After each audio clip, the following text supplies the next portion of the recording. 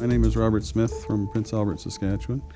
I've been involved in search and rescue for probably 12, 13 years now, I guess, ever since the first search I was ever on in Saskatchewan. We came back from that search after 3 days of working on a search that was what we felt was disorganized, what we felt was not, the resources were not there. And in particular, that was very evident with the spontaneous searchers that were coming by the busloads from Saskatoon and not being utilized. So we thought you can sit back and complain, or you can do something about it. Searches for lost people or evidence have changed over the years. These days, searchers have to get in and out in a matter of days. To make sure the search is conducted efficiently and quickly, trained volunteers must use best practices and techniques. That includes the 4 essential phases of search and rescue: search for and find the subject, access and reach the subject, provide any medical aid the subject needs, evacuate or move the subject either by himself, with minimal support, or with the aid of a litter or other means. A trained search and rescue provider must be prepared to work in any condition for varying lengths of time. Preparing for this type of work requires the individual to have the proper equipment, clothing, and physical abilities. A search and rescue provider does need to be in reasonable shape. They don't have to be as in shape as a triathlete by any stretch of the imagination, but they have to have a reasonable comfort level with fitness because they will be working in the outdoors, both the urban area, rural area, wilderness. And that's very important that they can carry a pack, go up and down the hills, down river valleys, and also when you find the potential survivor, that they can deal with that situation. So a reasonable level of fitness certainly is required. There is a physical capability where somebody has to wear a pack that would have a reasonable amount of equipment in it. We're not backpacking, we're searching, so it's a different type of equipment than you would be if you were backpacking or going on a day hike with the family.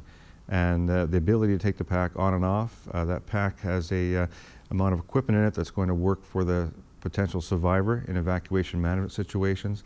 And it is very important that the person's physically fit to carry it in all kinds of different types of environment, terrain, and topography that we have. There's no turning back when you get out there. All areas of public safety have to be prepared for both not only mountainous, but the prairie conditions where you have the high winds. And being able to search with that equipment on and be efficient and effective in what you're doing is also very important. So the clothing has to be usable, has to be practical. One of the things we do say is that there's no such thing as bad weather, only bad clothing. So a searcher will have, through the layered clothing technique, the capability to mix and match a wide variety of different types of clothing for the tasks they're involved in. The clothing that's either on their person or in their pack also has to be able to be used for the potential survivor. So once you find a lost missing person, that clothing also has to be able to apply to those individuals and be multiple tasked. The more you get involved with the searching and the search organizations, the more you will go out and find different types of clothing that will work in different scenarios. You know, your rain clothing, cold weather clothing, there's all sorts of types. My name is Cindy Hesselton, and I'm a volunteer with the Calgary Search and Rescue Association. I coordinate the training team for CalSARA as well as the rescue team, and I'm also trained as a search manager for our group. This is what we call a 24-hour pack. And we're supposed to be able to survive for 24 hours based on what's in our pack. So we're supposed to be able to shelter ourselves, clothe ourselves, feed ourselves, provide water with what's in our pack. Search and rescue providers, their responders, should have in their 24-hour pack the ability to stay overnight in a confinement area, should that be required. So that means that, of course, they have to have everything from a good compass, GPS, other navigation instruments, a map for the area. Trained search and rescue workers must have good navigation skills so they can conduct their search efficiently, so they can direct rescuers to the correct location once a subject is found, and to prevent the searchers from losing their way. They're also looking at, of course, having shelter building materials, their layered clothing, clothing that may be used for the potential survivor, capabilities of looking after evacuation management, patient packaging for the potential survivor, and also team equipment such as a small stove if you're in wilderness isolated areas, your food, light food sources for health and nutrition, ability to look after blood-borne pathogens, infectious contagious diseases should you come across a potential survivor as well, toilet type of items, and also that you are going to be comfortable out there. Again, we're not backpacking, we are searching, and we're working for those potential survivors. So it's a different types of tools, different types of equipment we'd have in there than you would on a backpacking trip. SAR workers should have a first aid kit as part of their 24-hour overnight pack when they're searching, whether it's urban, rural, urban interface, or of course wilderness situations. They must know how to use everything that's in that pack based on their training standard and also their limitations medically. So it's very important to feel comfortable. It's very difficult to buy a ready-made kit off a shelf, put it in your pack, take it out to the field, open it up, and then not know how to use items that are in there. So your first aid kit's based on your level of medical training and also your requirements and the standard of care and limitations within your jurisdiction. I think one of the most educational things that I've done in search and rescue and other people have found in search and rescue is just when we're all standing around in a circle, we'll take everything out of our packs and we'll compare to each of our fellow searchers what we have in our packs, and you learn a lot. You get a lot of different ideas as to what works, what doesn't work, that kind of thing. The initial response to a search should include the following 5 components: search and rescue dogs, trackers, hasty teams, containment and confinement teams, and aircraft. Conducting the actual search can vary each time a trained search and rescue provider is called out. There are 4 types of searches. A Type 1 is a quick informal check of the areas the lost or missing person may most likely have gone. A Type 1 search is also known as a hasty search. The Type 2 is a fast, systematic check of large areas using sweep methods or open grids. These are efficient searches which produce the highest result for every hour of effort. A Type 3 search is a slower and much more systematic search. Here, a searcher uses very close spacing or grids. In a Type 3 search, the goal is to be thorough, not quick. A Type 4 search is often used in law enforcement evidence searches. Here, a small area is searched very thoroughly with close spacing between searchers, sometimes even on hands and knees. The physical preparation for the job is just one component of the work. Mental preparation is also crucial. I am Gordon Hart, search manager with the Lloydminster Search and Rescue Team. You get going in a hurry. You want to get out there, and with your adrenaline, you let it take over, and that you do stupid things. So you got to learn to get it under control, and it's always nice working with someone who's been around longer and a little more experience to get you controlled and get you to control your emotions and slow down and think your process through before reacting. When the initial response to call goes out to SAR providers, they are required to, of course, be able to leave their place of work, school, or their residence, and be able to respond to the mandated agency and in their jurisdiction. And it's very important they come with the tools and equipment they're required to provide the public safety effort for their jurisdiction and the mandated agency. It usually takes 30 minutes to an hour to get to a mobilization center or a staging area, and sometimes it can take 2 or 3 hours to get to the point last seen for that search and rescue provider SAR worker. And in that time, of course, there's all sorts of things they need to know, is what type of call are they going on, terrain topography, the weather they're going to be involved in, what extra gear they need to take, what kind of team are they going to be, a tracking team, a Type 1 hasty team, will be a Type 2 team, or a Type 3, or it'll be a law enforcement evidence gathering search. And that really reflects on the tools they need to get the job done. As someone involved in search and rescue, you will end up working long, hard hours. You'll get cold, you'll get wet, you will be tired.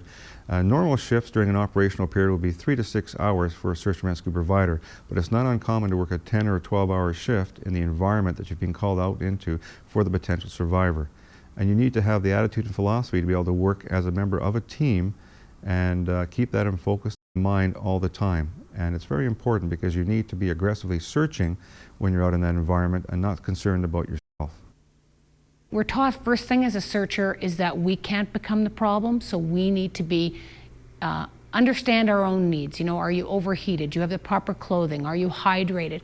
A lot of the things that you think would be just a top of mind, and it's so easily forgotten when you get out there. And so we're trying to learn in a critical environment, because of course as the adrenaline runs when there is going to be a real life situation, we're learning to recognize those needs in ourselves. The search and rescue worker has to be cognizant of the fact that lost, missing people do certain types of things. So similar types of people and similar types of terrain, when they do get lost, will do very similar types of activities. And it's very important that you understand lost person behavior. We profile a lost, missing person, so we want to know everything we can about them. We put ourselves in the person's shoes. We'll look around and do recreate the missing person incident in the environment they're missing in, so we can understand and uncover where that person may have gone, what activities they may engage in, where they may be found. And that's very, very important. So we're just not out looking for always just those clues or the missing person. We're trying to profile them and understand everything about them as to what they would do. Hunters are different than children. Children are different than young adults. Young adults are certainly different than people who have special needs, Alzheimer's, people who are patients from institutions, and a host of others in the lost person behavior characteristics. Some people will hide from us when we call their name. So we have to really know what kind of personality they are, and that information is given to us at the command post, because the search manager has then, interviewed the family and said, okay, well, this particular person, when they're being called, will run and hide instead of come to you.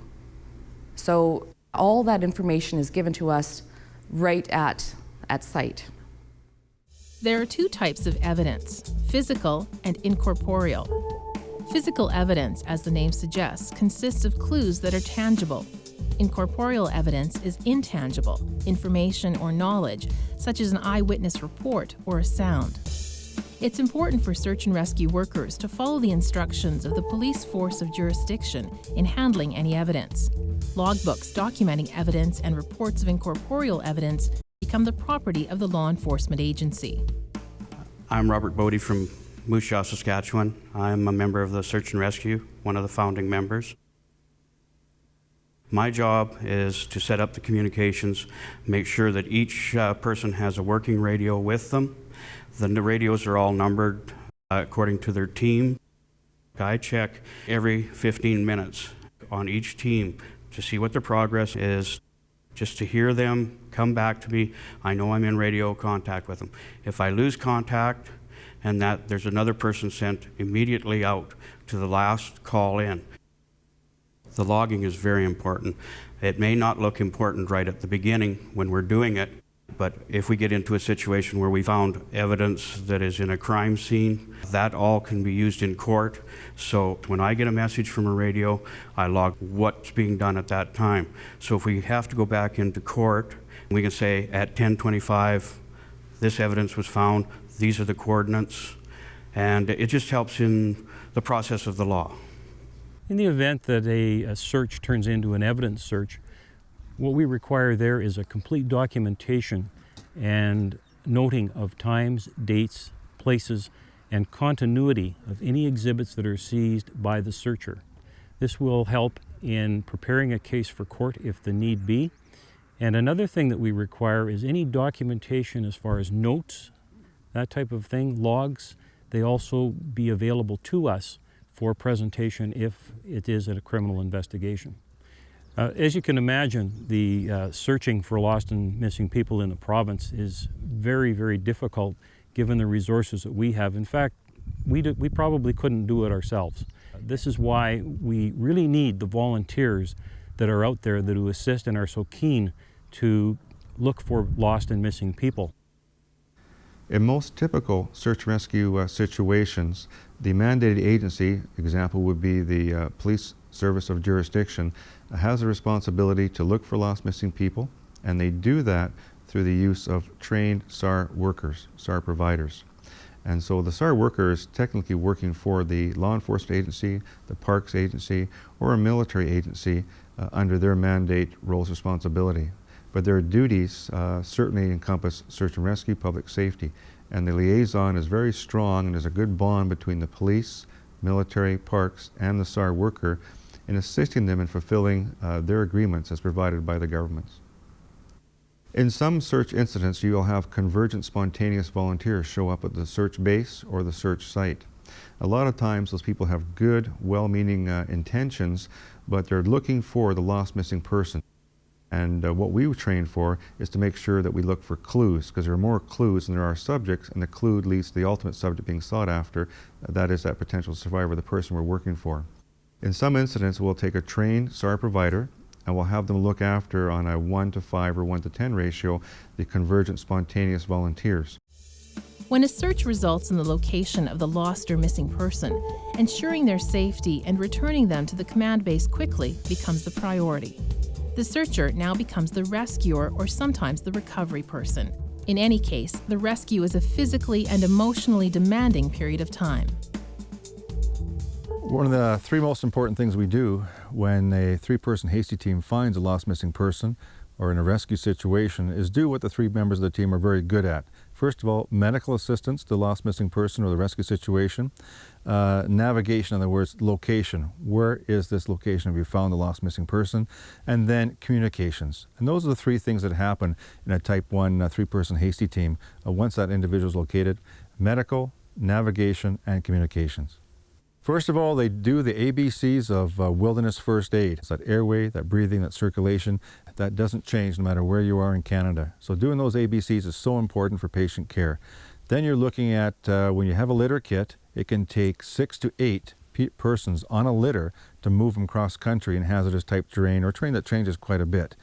And we don't always have available wheel litter kits. Sometimes they have to be manhandled out cross country by the 6 or 8 man litter. Running somebody out front to clear a trail, mark a trail, somebody coming up the rear with communications, maintaining comms with the command post, the search base, and of course with the law enforcement agency of the jurisdiction.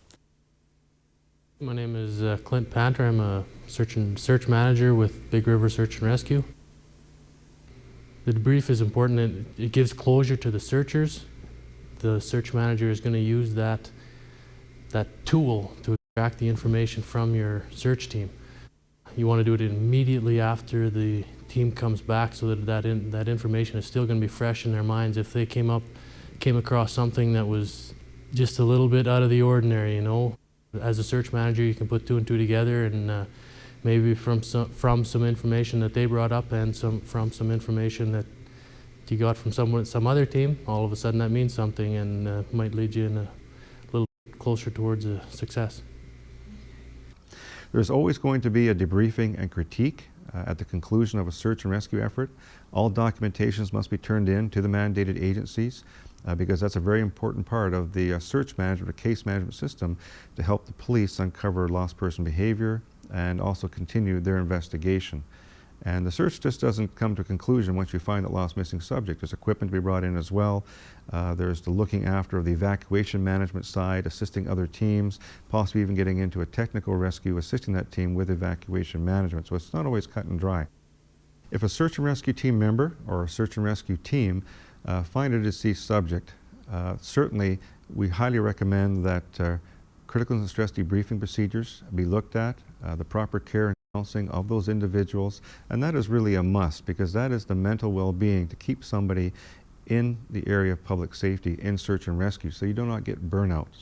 I've been on searches where we've recovered bodies, and it's a little unnerving when you come across something like that in the bush. It's not something that you really look forward to seeing. Just because you find a deceased subject, a fatality, does not mean it's not a successful search. It is, because now the family has closures, they can lay somebody to rest, and you have to have the peace of mind and let that person go and bring closure so you can go on to work for the next potential survivor. My first recovery that I did was actually on a search, and I can still remember the feeling that I got when I came across there, like, oh, can I handle this? Am I okay here? And afterwards, when we did the critical incident stress debriefing, I went away from that feeling, yeah, I'm okay with this. This is good, and I'm still here today, so I guess it was all right. Turned out okay. I've been involved with search and rescue for over 30 years, and I think looking after myself, my family, friends, and my co-workers, our providers as practitioners is a very important thing that we do. So we help each other out. It keeps building our skills. We travel across the country helping other people out, and it gives us those rewards of seeing a job well done, personal satisfaction. And you don't do it for ego, for money. It's strictly to help other people, and that's what it's all about, is getting out there and showing a good community effort and making other people happy. For me, it's just about being able to use my outdoor skills, help out in the community, get involved in an organization with like-minded people, and just sharing our skills within the search and rescue community. There was 2 young boys missing from a church camp. I was requested by the RCMP to go into the helicopter. Into the helicopter I go, over to that particular area that had not yet been searched. On that particular search, we found them.